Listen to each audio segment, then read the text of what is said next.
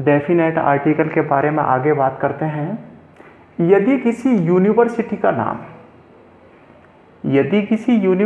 नाम किसी पर्सन के नाम पर रखा जाए, यदि किसी यूनिवर्सिटी विश्वविद्यालय का नाम किसी व्यक्ति विशेष के नाम पर रखा जाए तो उस पर्सन के नाम से पहले द आर्टिकल नहीं आता है, तो उस व्यक्ति के नाम से पहले द का प्रयोग नहीं किया जाता है। जैसे राजस्थान यूनिवर्सिटी, तो देखो कि किसी यूनिवर्सिटी का नाम है, यहाँ पर राजस्थान यूनिवर्सिटी प्लेस के नाम पर है, न कि पर्सन। ओके, तो हम द आर्टिकल का प्रयोग कर सकते हैं। तो देखो राजस्थान यूनिवर्सिटी बोलो आप, और इसको ऐसे भी बोल सकते हो द यूनिवर्सिटी ऑफ राजस्थान, ये भी सही है और ये भी सही है। यदि किसी यूनिवर्सिटी का नाम किसी व्यक्ति के नाम पर रखा जाए तो उससे पहले द आर्टिकल का प्रयोग नहीं करते हैं, और यदि किसी यूनिवर्सिटी का नाम है किसी प्लेस के नाम पर रखा जाए तो द आर्टिकल का प्रयोग किया जाता है।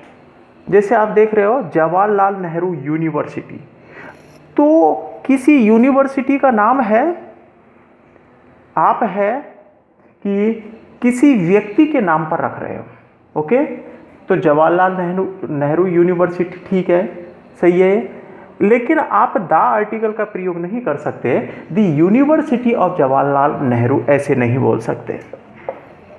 अब देखो named after the name of a place, name after the name of a place, यदि किसी यूनिवर्सिटी का नाम है किसी व्यक्ति के नाम वस्तु के नाम पर रखा जाए, name after the name of a place, यदि किसी यूनिवर्सिटी का नाम है किसी स्थान के नाम पर रखा जाए तो द आर्टिकल का प्रयोग होगा।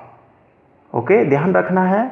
और named after the name of a person, और यदि किसी यूनिवर्सिटी का नाम है किसी व्यक्ति के नाम पर रखा जाए तो हम द आर्टिकल का प्रयोग नहीं करते हैं।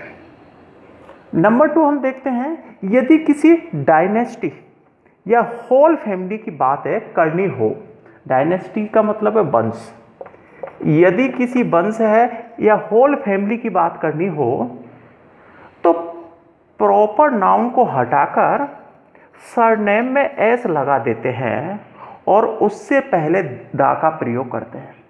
यदि आप है किसी डायनेस्टी, वंश या पूरे परिवार की बात कर रहे हो तो प्रॉपर नाउन है उसको हटा देते हैं, जो सरनेम है उसमें एस लगा देते हैं और उससे पहले द का प्रयोग करते हैं। जैसे दी बर्मा, अब देखो दी बर्माज का मतलब क्या होगा, बर्मा परिवार। ओके, अब देखो दी नेहरूज, नेहरू परिवार हैव बीन रूलिंग, शासन कर रहा है ओवर दिस कंट्री, और इस देश पर फॉर मैनी ईयर्स, और काफ़ी समय से।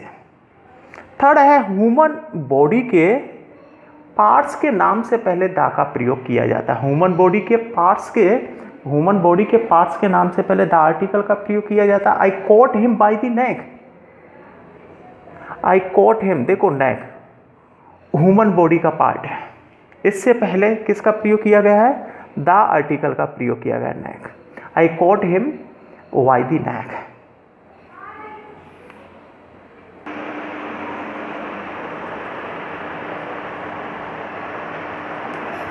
फॉलोइंग, सेम, लेट, फॉर्मर और लेटर।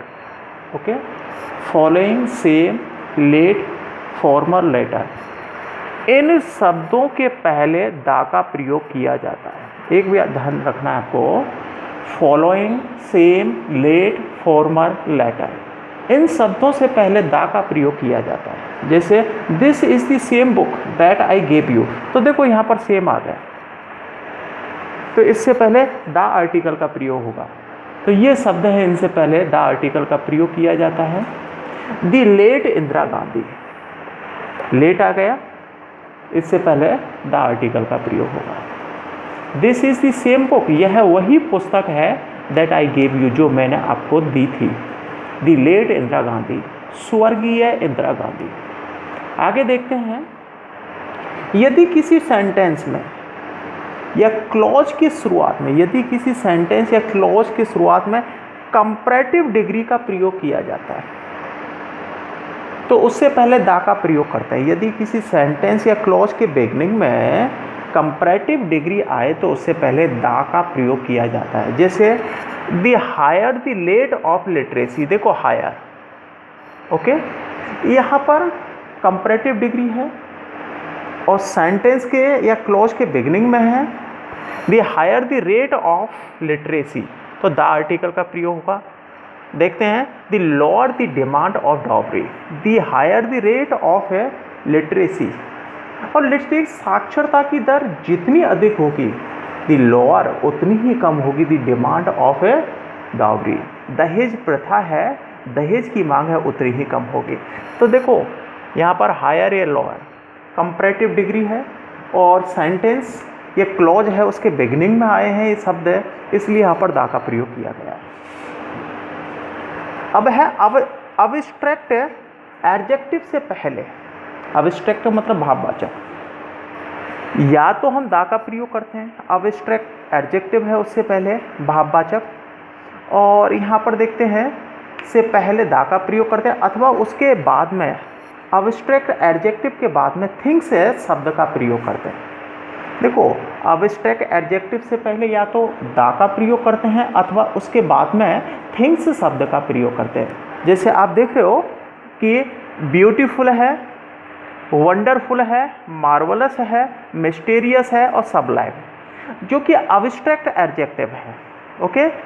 या तो इनसे पहले आप दा का प्रयोग करो है, और यदि दा का प्रयोग नहीं करते हो तो आपको क्या लिखना होगा, ब्यूटीफुल थिंग्स है, वंडरफुल थिंग्स है, मार्वलस थिंग्स है, मिस्टीरियस थिंग्स है, सबलाइम थिंग्स है।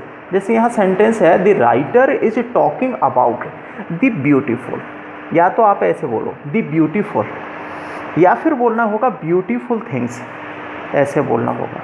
आपको ये नहीं बोलना है यहाँ पर द ब्यूटीफुल थिंग्स, ऐसे नहीं बोलना है, ओके।